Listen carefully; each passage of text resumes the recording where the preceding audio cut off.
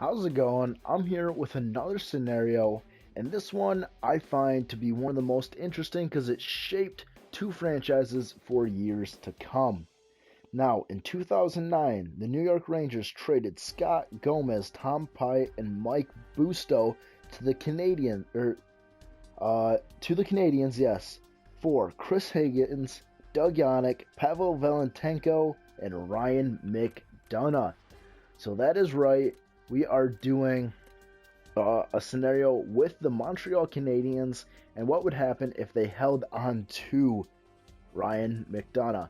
Now, I was looking around for the rest of these guys in the league. I found Pyatt, I found Higgins, I found Doug Yannick.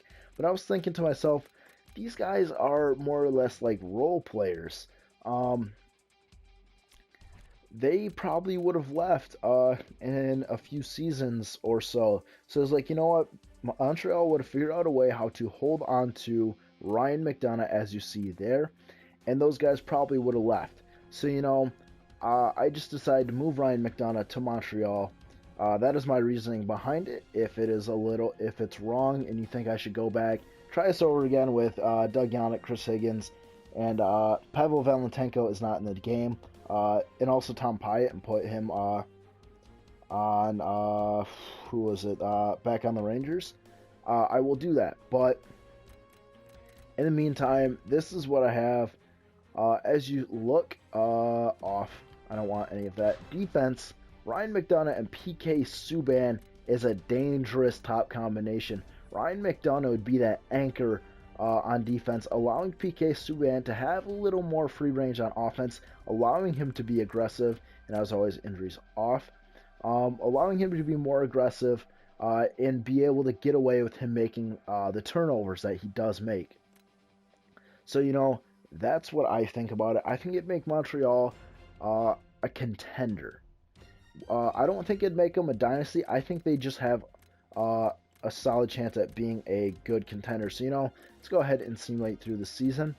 Now, this isn't one that I had in mind when I was originally thinking about doing these scenarios and stuff like that. What I had in mind was doing things like in the future and stuff like that. But somebody mentioned this one and a couple things in the past. I'm like, going back into the past and basically saying like, oh, what if they didn't make this move or something like that. And I think that that's fantastic. So, this exact trade really didn't have too much of an effect on me because at the time, the Red Wings, my favorite team, were in the Western Conference. I didn't think anything of it. And honestly, I just thought New York drafted Ryan McDonagh up until just a couple of years ago. When I was trying to learn more about Eastern Conference teams, now that the Wings were in the East. And wow, they lost 5 games in a row, 6 games, geez, 7, 8. Oh my goodness, wow, Montreal.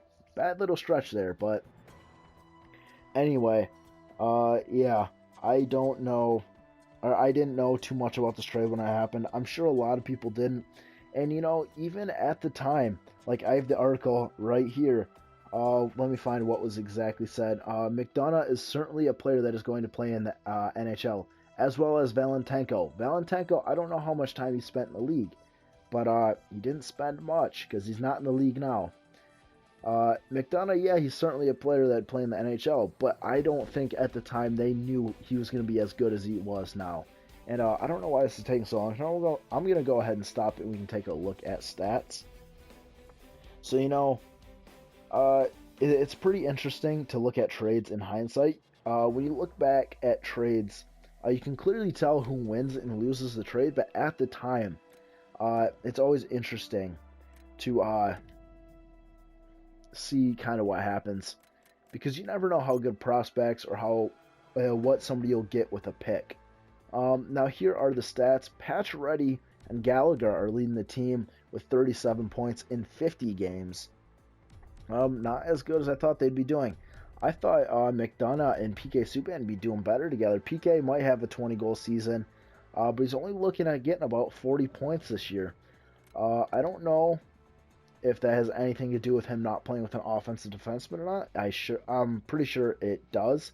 If you look back at this, if you don't count the lockout year, or if you want to adjust it to be an 82 game season, he would have had 50 points in the past 3 years. He's a really good defenseman. Turns over the puck a little bit too much, but that's just his play style. He's aggressive. I thought Ryan McDonagh would have helped him out a little bit more, but I guess not. Ryan McDonagh is a little bit more defensive minded. As you can see, 90 defensive awareness, 90 shot blocking, 90 stick checking.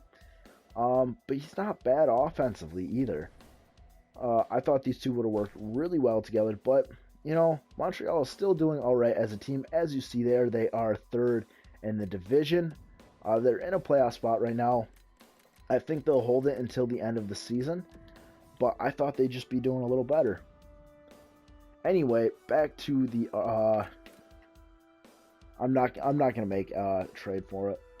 Now back to this article that I was talking about. The reason why New York wanted to get rid of Scott Gomez so much, if you didn't know, the season before they traded him, he had 58 points in 77 games while making $8 million.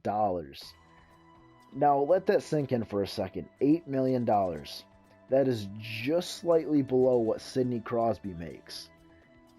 That's insane to only score 58 points while making $8 million. Obviously, he was signed to a bad contract. He's still kicking it. Somebody, I believe, just signed him, but I don't exactly remember who. He's a good player. He works hard, but he's not a superstar that he was in New Jersey. So yeah, he was bought out from his contract. I don't know exactly what the terms to that were, but he was bought out of it, and he's done all right for himself since. He's had a stint with Florida, and I think another team, but again, I'm not exactly sure. Stop the simulation. All right. What was our record in the regular season?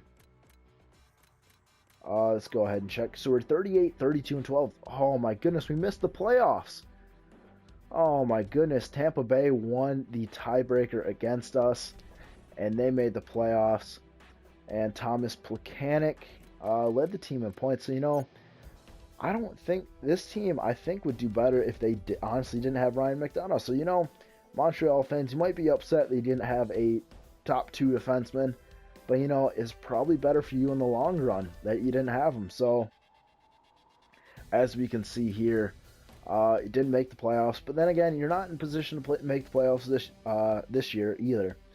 Montreal, you got a good team, but you guys still need some more pieces.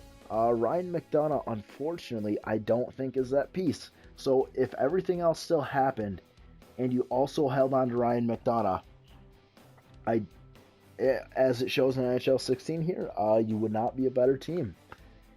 Unfortunately, that's true. I would think that he would have flourished in Montreal, but not according to NHL 16. So Montreal is in a precarious state right now. They have the best goaltender in the world, and the Minnesota Wild wins the Stanley Cup. So again, you can't take NHL 16 to heart, because Minnesota just won the cup over the Rangers, who lost McDonagh. This is weird. I'll say that. But like I was saying, who knows? Who knows what would really happen if Montreal had Ryan McDonagh? This is what would happen according to NHL 16. So, Minnesota Wild fans, I think you should be the most upset that McDonagh went to New York. You guys could have won the Stanley Cup. Obviously, without McDonagh, New York was lacking that top guy on defense to win the Stanley Cup, and you guys were able to win. So yeah, Minnesota fans, be upset about this trade. But yeah, I don't know how good Montreal would be if they still had McDonagh. Personally, I think McDonagh and Subban is a really good pairing together, but according to NHL 16, they are not. Now, if there's any scenarios that you would like to see me do, just leave a comment down below, and most likely I'll probably do it. But that'll be all for now. So until next time, I'll see ya.